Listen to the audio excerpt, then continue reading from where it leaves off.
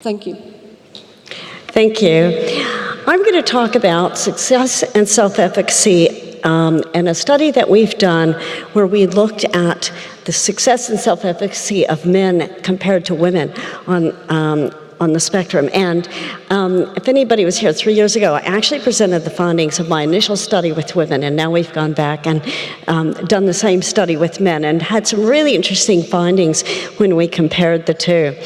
So just a little background to this research.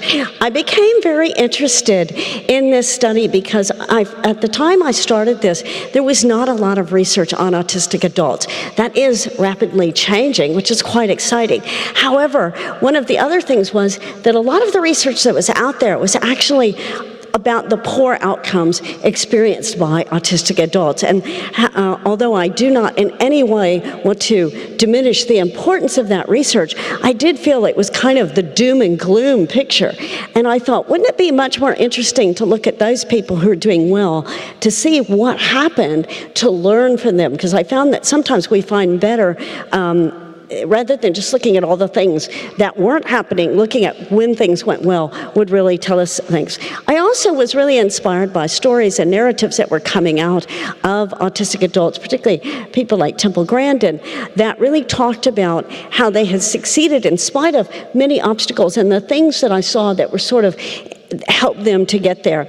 And also by Peter Vermeulen's work, and he spoke the other day about that success isn't just about quality of life or those real measures that we usually use, but it's about happiness. And I really wanted to explore that. And of course, we also recognize that men and women often do have very, very different experiences, and I wanted to know, how does that encapsulate? Because a lot of the research at that time was really looking at the profile and statistical behavioral characteristics of the difference between males and females, but I wanted to know, how are their experiences really shaping up differently?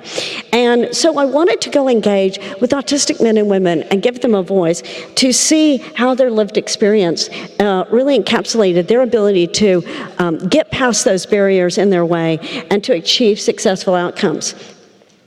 So we recruited, first we did the study with women, and with 10 women, and then we recruited 10 men later on. Now, it's important to say that I did not define success. I thought it was important that they defined success. And so we just recruited people who felt they were successful and who wanted to talk about their success. And we did get, this was done in Australia, and we're all in Australia, except one of the women did live in the USA. An interesting difference is all the women were diagnosed as adults. I'm not surprising there, whereas some of the men were diagnosed before the age of 18. Interestingly, though, 2 of those men did talk about how their parents actually did not tell them about their diagnosis for quite a period of time. And in both cases, one in particular, the men were quite angry about that. One of the men was really angry and was still angry about it. The other man had been angry. He'd probably moved past it a little more, but both of them talked about their anger, whereas the other 2 men who were diagnosed as adults had been told quite early. They were very positive about it. A little bit more about the differences. The ages were roughly about 28 to 55 years old. It was quite a spectrum. We did advertise for people over 25 because we figured under 25, you probably haven't had much chance to experience success yet. You're still sort of becoming. So we did advertise for people over 25. All the women were diagnosed also as having Asperger's disorder, obviously before DSM-5, and whereas some of the men were diagnosed as having autistic disorder and the others as having Asperger's. Interestingly enough, another difference was that the women tended to be often in alternative jobs. Now, you can't really see it on this table, but they were often in jobs that they had either created and they were self-employed, or they were in jobs that kind of lent itself to working on your own. 2 were university lecturers, and we know they can be quirky and odd and work on their own, as many of us that are in the university setting would attest to. So it was really interesting how few of the women were in traditional jobs. Now, one of the women was not actually in a job. She actually felt she was successful because she actually was on disability, but she raised huge amounts for charity by going on these long walks and bike rides, and she felt that made her successful. The women also were much more likely to be in a long-term relationship. Many of the women were either, at least half of the women were either married or in a long-term relationship, living with their partner. One of the women did identify as lesbian, and one of the women as not really interested in a relationship, and that woman has now come out and identified as non-binary. Interestingly enough, that's just happened very recently. Also, the women were, as you can see, highly educated. Now, the men, sorry, I hit the wrong button. The men were much more in traditional jobs, and that was often very tied up with how they felt successful. Very traditional jobs, although some had made their way through things and actually created a business, but again, much more traditional. Only one of the men was in a long-term relationship, was married, and only one other man had been and was currently divorced. So one of the things that was really a striking difference, and so we didn't find that most of the men identified as being in a relationship. Certainly some had in the past, but not currently, and that was actually a real source of dissatisfaction for many of the men. Again, in compared to the women, at least half of the women, and I will go back to that, had children, whereas the men, only 2 of the men had children. And that was another big difference. So again, one of the things that was really different between the two was their diagnostic experiences and the relationships. And as I said before, all the women were diagnosed as adults. Now, interestingly though, I will say that both the men and women did share positive ideas about their diagnosis, and I'll talk more about that in a minute. And many of the women had been divorced. In fact, almost all of them had been divorced or separated at one period of time. I mentioned also, I should say that none of the men identified as gay, but one man did not actually demonstrate, said that really relationships or romantic relationships really weren't part of what he saw as important for him. And as I said, many of the men did not have children. Now, some of the key findings, and one of the things that was really interesting, when we interviewed the men, we found that they were everything they talked about how they use strategies to deal with challenges in their life was very logical. They kept using the words logic and deconstruct, and they had a lot of ideas about what they would do to actually apply some sort of systematic process to work the problem or to decode the problem. And for example, one of the men talked about using songs and writing down a system about how that told him how to relate to his wife and to get girls. And it was sort of similar about maybe kind of what we heard about a minute ago with the porn, but the men were very much, the women did not talk that way. They talked much more about emotions. They talked about their connections with other people, particularly their children. And their children and their parents were a really factor that the women tended to talk more about their emotions, and that they used things that when they made decisions, it was from more a point of emotions, whereas the men were logical. Another thing that I mentioned before is they were less likely to be in a traditional job, whereas the men were more likely to be in a traditional job. Another really key finding was that the men often, when we talked about things that helped them, one of the things we asked about was mentors or people. Now, the women often talk about mentors. A parent was often mentioned, or a boss, or a spouse, or a friend. The men, almost 2 to 1, when we asked that question, nope, nobody helps me, I did it on my own. And they seem to think, now when we drilled down, we did find with a few of the men, there were some people, 2 men mentioned their grandfathers, but the men seem to have this real need to show that they did it on their own. Interestingly, I talked about that finding in another conference a few years back where a gentleman went after me and talked about his experience with fathers, and he said he found the same thing. So I found that really interesting. Also, the men's identity and their experience of success was very much tied to their jobs. So when they talked about what made them successful, it was often about their jobs. I'm successful in my jobs. And in fact, they often felt they were disasters in their social relationships, particularly with women. They did have friends and mates they did things with, but it was often about going bowling or sharing some sort of games. Whereas the women often talked about their relationships with other people, and their success was often their success as a mother, their success as contributing. They did talk about their jobs, but it was more about how I've carved out this way for myself, and I've paved this new path. It wasn't so much about the job and those traditional measures in job success. It was more about how they had created things and how they'd come up with strategies to help them. One woman in particular, I remember, she was an entertainer. She did singing and impersonations on stage, and she had developed some really adaptive equipment to help her with the sound because of the sensory input was too great for her. And again, as I said, one of the things with the men that was really striking was the fewer relationships, and they tended to fall in these sort of two categories. The young ones fell in the category that I like to call the still looking for love, and the older ones tended to be in the category that were more like, I guess I can live without it because it's just not going to work. So they had kind of given up. They were happy to have a few mates, but they'd kind of given up. And a lot of those men were quite isolated. Whereas the women tended to have some really abusive relationships, some disastrous stories, but they kept going and kept going and kept finding new relationships.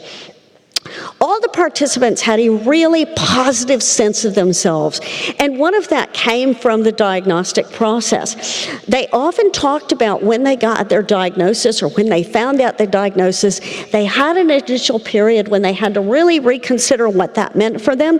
Often they got some negative messages, and particularly the men, when they talked about how things were communicated from parents or other professionals, some of that was quite negative.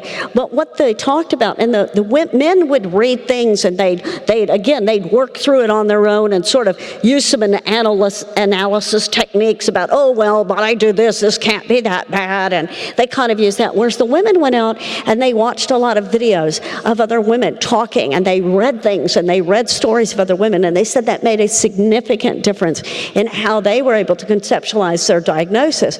But all of the people that we talked to had a very positive feeling about their diagnosis. They had a very positive feeling about their identity as autistic adults. And as you can see from this quote here, expressed by one participant. Again, as I said, relationships were often a source of achievement or a source of failure. There was very little in between. Children in particular, even the men that had children, did find a great source of comfort in that. And I will say, both men that had children on the spectrum, and most of the women had children on the spectrum. So they had a different sense as parents in that as well. And this is a quote from one of the women who talked about a boss who supported her in her life as well. And they talked about, the women in particular, talked about these key people in their lives.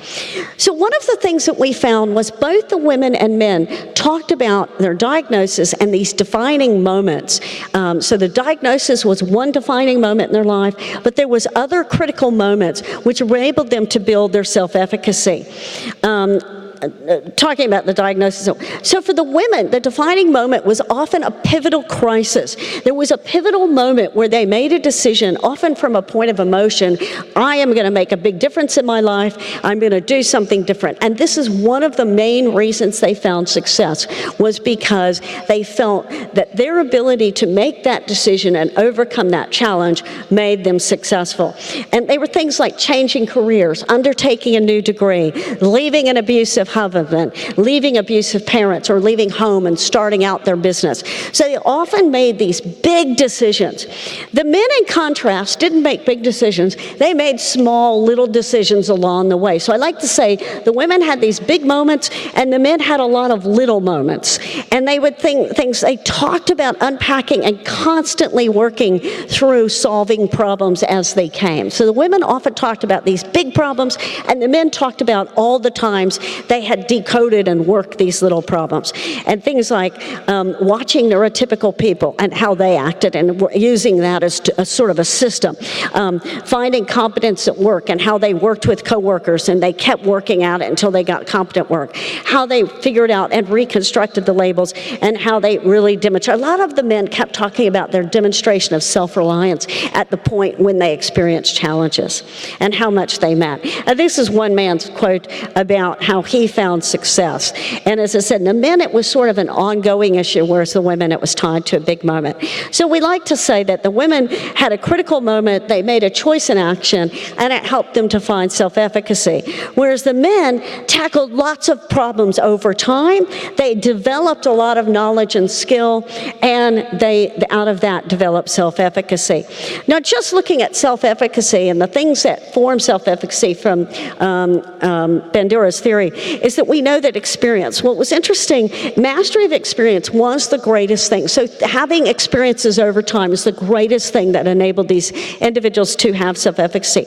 The men through work, and the women often through those relationships, particularly as a mother. Not all the women as a mother, but it was often relationships with other people. Vicarious experience, learning from others. Interestingly, this was the least one that men talked about. And as I said, what they did talk about was often watching neurotypical people and working out how they did things. And whereas the women talked about reading books and watching videos, and having role models was another one that they talked about.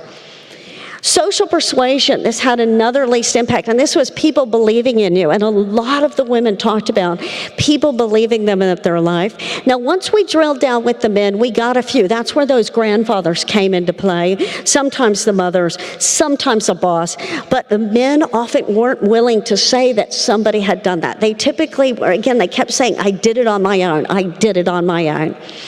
And what was another key finding was how much they drew on their own inner skills and capabilities. So I thought one thing that these really distinguished these group of individuals as being successful was they really knew themselves. They really knew how to maximize their strengths. The women in particular, that's how they carved out jobs. The men found success in jobs that fit with that. But they also recognized the issues and challenges they did have, and they worked out different strategies either through people in their lives or through accepting that wasn't important in their lives or decoding things. So they all worked out those strategies and other things about some of the some of their inner qualities. So implications and recommendations. We did feel that both the men and women had a high agency. They did demonstrate high agency in their life and high self-efficacy. But we did find that the way they did that and the relationships in particular were quite different. They solved problems differently. And I think this is something that is really a takeaway message, because with working with individuals in schools and in learning things, we have to often recognize that men and women do solve things differently. And I will say, it's interesting because I know on Monday we had Simon Baron-Cohen talking about empathizing and systemizing. In our study, we actually found the women were more empathetic. Now, we did not compare them to neurotypical women. It might have been very different. But certainly, these women were definitely much more acting for their emotions and empathetic. The men were much more systematic. And I, being a woman, really identified with how the women were going about it, and I found the men quite amusing, actually, to be quite honest with you. And again, they had a high sense of autonomy and competence, but the relatedness, the ability to relate with people. So how self-determined they were, I think the women did have a higher level of self-determination because of that ability to relate with people and to connect. And again, that is a key finding. And they needed, the other thing I think that's a key finding with both groups were really able to solve their own problems. They did it in different ways. So we need to find opportunities.